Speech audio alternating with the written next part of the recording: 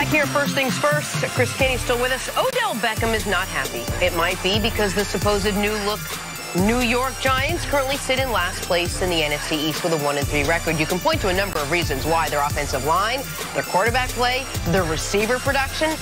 Well, that last one doesn't sit well with Odell, who's currently 16th in receiving yards and has yet to score a touchdown this season. Let's just say he's a little frustrated. I don't know. I'm doing everything I can. I put my all into this. I've sacrificed everything, especially coming towards this year. I've sacrificed and made personal changes and done all I can to be the best teammate and bring everything that I can every Sunday. So it's a little disappointing when you have to leave like this. You know, you work way too hard, 5, 6 days a week for 60 minutes of football. So I hate to get out there and waste those 60 minutes. I don't have a Richter scale of, you know, where the frustration level is, but it's definitely frustrating. You know, you put your all in this, like I said, but hey, it's one game we lost. You got to put your hard hat on, go right to work tomorrow.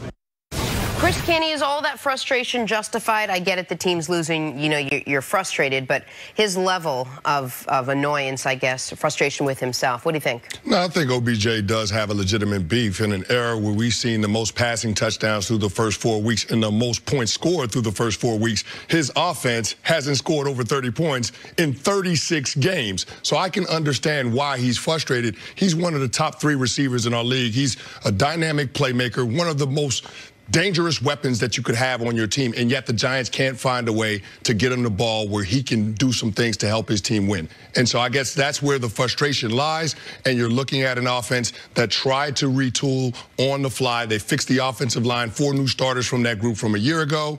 They have Sterling Shepard. They have Evan Ingram. They thought that they were going to take the next step when they drafted Saquon Barkley with the 2nd overall pick, yet it hasn't come together like everybody envisioned. And we knew if the Giants were going to have a postseason caliber year, it was going to have to be led by that offense, and they just have not gotten the job done. So I can understand his frustration. And the offense has been inexplicable in its approach. Saquon Barkley has not gotten 3 consecutive rushes all year. And not once all year have they handed the ball to Saquon 3 straight times.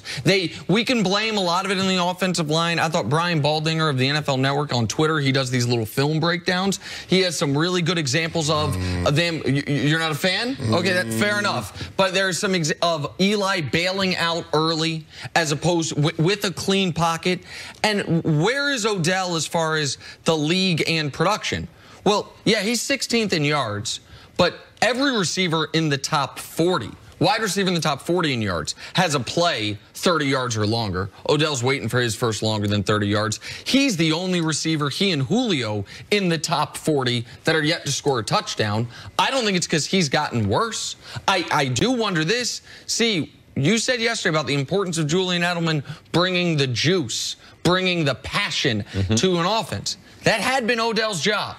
Odell was told to chill out on everything, and he has chilled out on everything.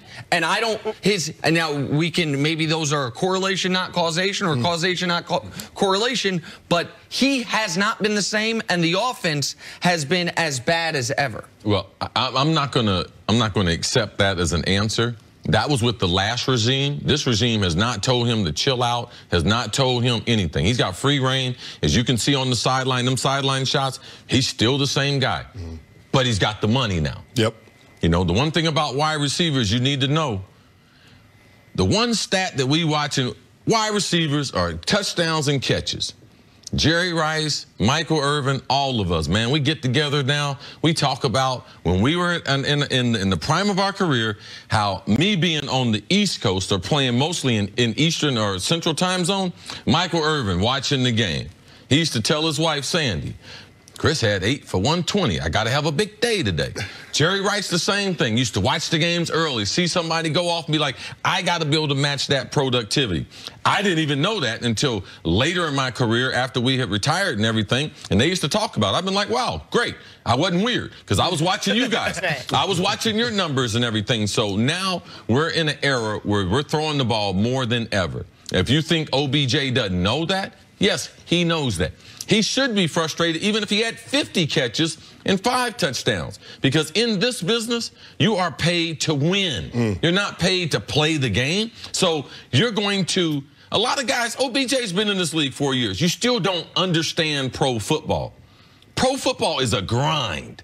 It's not a bunch of highlights and lowlights. It's a grind. It's every day coming there and trying to get better. So he should feel responsible. The great players, they should talk about themselves as far as playing better. He shouldn't look at the offensive line. He shouldn't look at Eli. So I can understand why he'd be frustrated. There's a lot of guys in the league frustrated, but that's part of being a professional football player. But he can't throw the ball to himself. No. He can't draw up the plays and be in the right place at the right time always. Can't you put a lot of this on Eli Manning? Well, this is the old Leon can't do everything. But when everybody looks at this offense and they're saying, okay, we're tired of complaining about the offensive line. It is what it is. Who's the next person to blame? I think it's Eli Manning. But if you look at what's happened to Eli over the course of the last several seasons, those hits that he's been taking in the pocket, they're accumulative. So Eli is at a point now in his career where he's starting to see ghosts a little bit. And he understands that he's got to get the ball out of his hands because he knows the 5 guys in front of him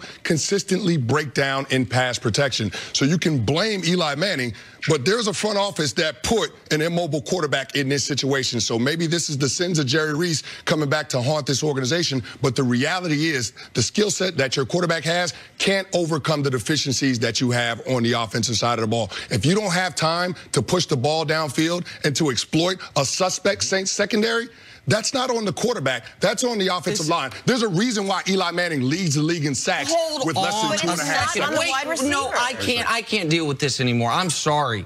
The streak's 36 games, right? Yep. Offensive line played 36 straight bad games. They had the same offensive line 36 straight games. Yep. Come on. It's been a really bad offensive line, Nick. It's been a really bad. There is no good scheme for a bad offensive line. Okay. There isn't. Okay, the one consistent over this 36, 37 if we include the playoff game streak of not 30 points is the quarterback. That's the one consistent. Odell's been in and out with injury. They had Saquon. They didn't have Saquon. The offensive line, they've changed left tackle. They've changed right tackle. They drafted guard. We see teams with awful offensive lines find ways to score points every week in this league. Every week. I understand. Outside of New England, who? Houston, Seattle. But for the years in Seattle. You have quarterbacks that can run, Nick. This Giants organization knows that they don't have a quarterback that's mobile. Okay, first, let's go back to this. It's hard to be productive. It's hard when you don't have an offensive line. And you play behind a bad offensive line, those characteristics, they continue to rub off on you. The biggest thing with Eli Manning this year is something neither one of you are yelling about. Offensive coordinator's brand new. As long as Eli's been playing this game, you take a new offensive coordinator and put him in Green Bay. Watch Aaron Rodgers. Watch you start to see some stuff. You put a new offensive coordinator with Tom Brady. The reason why Tom is so successful is part of it is the continuity between system, players.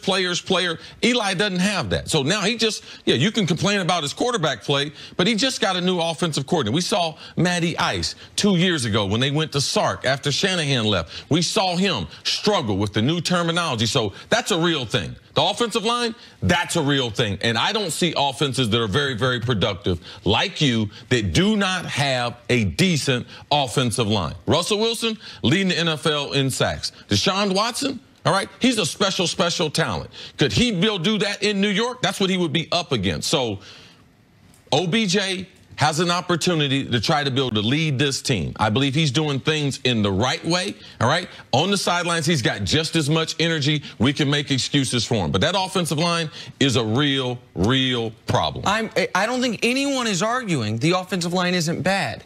I think Eli's the only quarterback that I'm familiar with that when the team for 2.5 years has struggled on offense, we always but the quarterback. It's one of your big complaints about these types of shows, see, is we spend too much time on the quarterback. And I will acknowledge that. That's fine. I get that there are 53 guys, but there is also a reason that we all acknowledge it's the most important position in sports. It's also the easiest way to bail out. It's easier for people to talk, and especially people who don't watch a lot of film about football, to blame it on the quarterback. They have multiple problems within the Giants organization. And this offseason, them drafting Barkley didn't change that. And if they had drafted Darnold, he would be getting whacked around. So to say that they made the wrong pick, No, they made the right pick. Go with the running back because you believe in the quarterback. But no quarterback wants to get hit. All right? No wide receiver wants to get hit. No quarterback wants to get hit, and that's real. The cumulative effect is throwing Eli. That's what we're starting to see. We can't expect Eli to be spectacular throwing behind this offensive line. And that new offensive coordinator, if we're not going to acknowledge that, we're missing a huge part of football right now and people being familiar with the system that they're in. The offense is just not going to be consistent because they're not getting consistent play up. It's incredibly consistent. It's bad every week. Incredibly most consistent offense in the league. Got to take a break. Coming up, will this be LeBron's biggest challenge yet? That's next on First Things First.